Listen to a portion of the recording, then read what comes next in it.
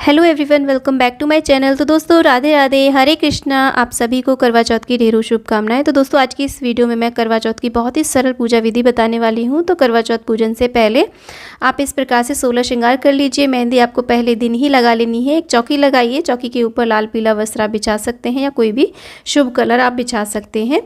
और उसके बाद में थोड़े से गेहूं रख करके हम यहाँ पे करवा चौथ माई के फ़ोटो कैलेंडर की स्थापना करते हैं, चुनरी उड़ा करके। तो जो भी आपके पास हो उनकी आप स्थापना करिए। इस तरीके से देखिए करवा चौथ माई की हमने यहाँ पर स्थापना कर दी है। उसके बाद में एक करवा लिया जाता है। करवे के अंदर आप जल भर लीजिए। यदि आप 2 करवे लेते हैं तो एक करवे के अंदर जल भरा जाता है, दूसरे के अंदर आप ड्राई फ्रूट, मिठाई या फिर चावल भर सकते हैं, गेहूं भर सकते हैं। कोई भी ऐसी चीज़ जिसे हम खा सकें वो भरी जाती है। कहीं पर चिवड़ा भरा जाता है, मूंग मोट बाजरा भी कहीं कहीं पे भरा जाता है। तो दूसरे करवे में ये भरा जाता है। लेकिन एक करवा जल वाला जिससे हम चंद्रमा को अर्घ्य देते हैं वो कंपलसरी होता है। तो उसके गले में इस तरीके से आप मौली कलावा बांध दीजिए। और इसमें जो छेद होता है पानी निकलने के लिए, उसी को करवा कहा जाता है। जिसमें छेद होता है उसमें आप चाहें तो इस तरीके से गोवर्धन की जो कुशा घास की जो सींकें आती है ना वो लगा सकते हैं, नहीं तो आप ऐसे ही रख सकते हैं।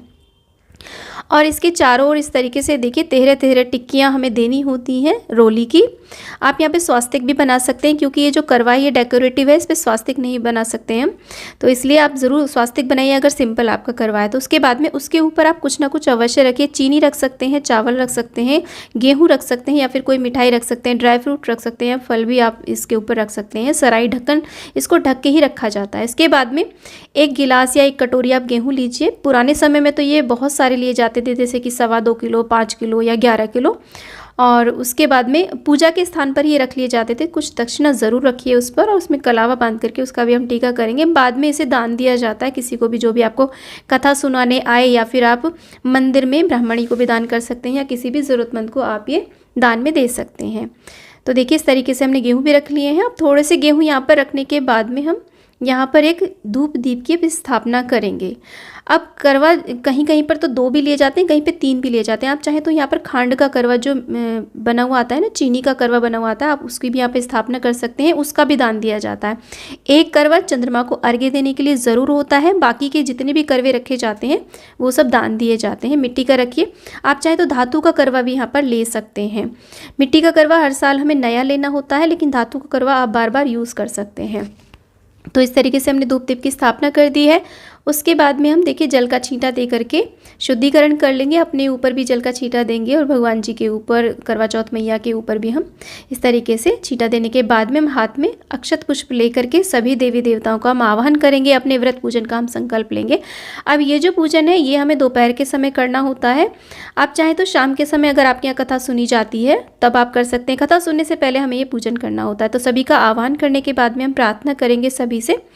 और ये जो पूजन होता है मुख्य रूप से गणेश जी का पूजन होता है, क्योंकि जो चतुर्थी तिथि होती है वो गणेश जी को समर्पित होती है। तो इसमें गणेश जी का विशेष रूप से पूजन किया जाता है। तो गणेश जी को हम देखिए टीका करेंगे, अक्षत अर्पित करेंगे, रोली अर्पित करेंगे यहाँ पर।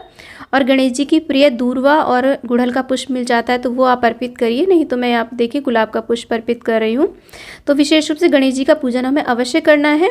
और गणेश जी मेरे फोटो में है इसलिए मैंने अलग से स्थापना नहीं करी है, नहीं तो आपको अलग से स्थापना इनकी करनी चाहिए। धूप दीप हम दिखा देंगे। वस्त्र रूपी मौली अर्पित कर दी है। आप चाहें तो जनेऊ भी यहाँ पर अर्पित कर सकते हैं। इसके बाद में हम करवा चौथ मैया का पूजन करते हैं। करवा चौथ माई जो है वो तिथि का हम पूजन करते हैं। जो करवा चौथ जो तिथि है चौथ, उसका नाम है करवा, तो हम करवा चौथ माई का पूजन करते हैं। इस दिन भोलेनाथ का भी पूजन किया जाता है, माता पार्वती का भी पूजन किया जाता है। तो आप चाहें तो शिव परिवार का पूरे विधि विधान से पूजन कर सकते हैं। शिवलिंग का आप अभिषेक भी कर सकते हैं। तो देखिए यहाँ पर फोटो में जितने भी हैं सूरज चांद, जितनी भी सुहागन स्त्रियाँ हैं, जितने भी इस चित्र में दिए गए ना, सभी को हम टीका करेंगे। और जो जल का करवा हमने भर के रखा है उसका भी टीका करेंगे। सभी का हम इस प्रकार से टीका करने के बाद में यहाँ पर हम पुष्प अर्पित कर देते हैं, जो भी आपके पास पुष्प उपलब्ध हों। तो फ्रेंड्स इससे पहले जो मैंने पूजा विधि, करवा चौथ की जो पूजा विधि की वीडियोस दी हैं उसमें पूरे विस्तृत तरीके से कलश स्थापना करके मैंने पूजा विधि करके बताई है। आप चाहें तो उन वीडियोस को भी देख सकते हैं यदि आप पूरी विस्तृत विधि जानना चाहते हैं। तो देखिए हमने पुष्प अर्पित करने के बाद में करवा चौथ माई को हम सुहाग की सामग्री अर्पित करेंगे। सुहाग की सामग्री देखिए आप चाहें तो 16 श्रृंगार अर्पित कर सकते हैं। आप चाहें तो 5 या फिर 7 तरह के आप श्रृंगार के सामान भी अर्पित कर सकते हैं। 4 तो हमें कम से कम करने ही चाहिए। उसके साथ में जो भी आपके पास भोग प्रसाद उपलब्ध हो, जैसे कि मिठाई हो, मिठाई का आप भोग लगाइए। ऋतुफल जितने भी प्रकार के आपको मिल जाएं, वैसे चौथ का दिन है तो 4 अंक का विशेष महत्व रहता है, तो आप 4 प्रकार के या फिर संख्या में 4 चीज़ों का आप भोग लगाइए, माता को अर्पित करिए। उसके बाद में अगर आपके पास मेवा हो तो मेवा का भी आप भोग लगाइए। इस सामग्री में से हम जब हम बायना निकालते हैं ना तो उसमें भी दिया जाता है। और इसी के साथ में देखिए यहाँ पर हम जल का एक पात्र भर के रखते हैं और उसके ऊपर लोटा भर के रखते हैं कथा सुनने के लिए। उसके ऊपर 13 टिक्कियाँ यहाँ पर रोली की दी जाती हैं इस तरीके से। और कथा किसी के यहाँ पे दोपहर में सुनी जाती है, किसी के यहाँ पर शाम में सुनी जाती है। तो दोपहर में सुनी जाती है तो इसे सूर्य को अर्घ्य दे दिया जाता है, और शाम को सुनते हैं तो चंद्रमा को अर्घ्य दे दिया जाता है इसका। और उसके बाद में हाथ में 13 दाने आप गेहूं के ले लीजिए या फिर चावल के ले लीजिए, और कुछ दूर्वा अवश्य रूप से इस पर रख लीजिए। तो उसके बाद में करवा चौथ माई की कथा सुनी जाती है। कथा सुनते समय जो गेहूं के दाने आपने लिए हैं उन्हें आप अपने पल्लू में बांध लीजिए। रात को जब चंद्रमा को अर्घ्य देंगे तो उन्हीं से अर्घ्य दिया जाता है। थोड़े से दाने इस जल के लोटे में भी आप डाल लीजिए। और इसी के साथ में देखिए शाम को सूर्यास्त होने से पहले बायना निकाला जाता है। बायने में आप सूट, साड़ी, श्रृंगार की सामग्री और कुछ दक्षिणा ज़रूर रखें। और उसी के साथ में जो भी आपने भोजन बनाया हो वो आप ज़रूर रखिए उसमें से।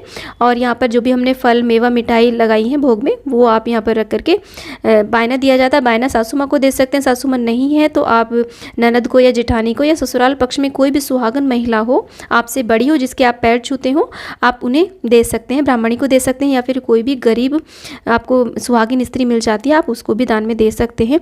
इसके बाद में चंद्रमा को अर्घ्य दिया जाता है, पति का पूजन किया जाता है, उसके बाद में ही व्रत का पारण किया जाता है। तो दोस्तों उम्मीद करती हूँ कि करवा चौथ पूजन की ये वीडियो आपको बहुत अच्छी लगी होगी। वीडियो थोड़ी भी यूजफुल लगी है तो वीडियो को लाइक शेयर, चैनल को जरूर सब्सक्राइब करें, वीडियो को ज़्यादा से ज़्यादा शेयर करें। माता करवा चौथ की कृपा आप पर और हम पर सदा सर्वदा बनी रहे, इसी आशा के साथ दोस्तों विदा लेती हूँ। जय करवा चौथ मैया की।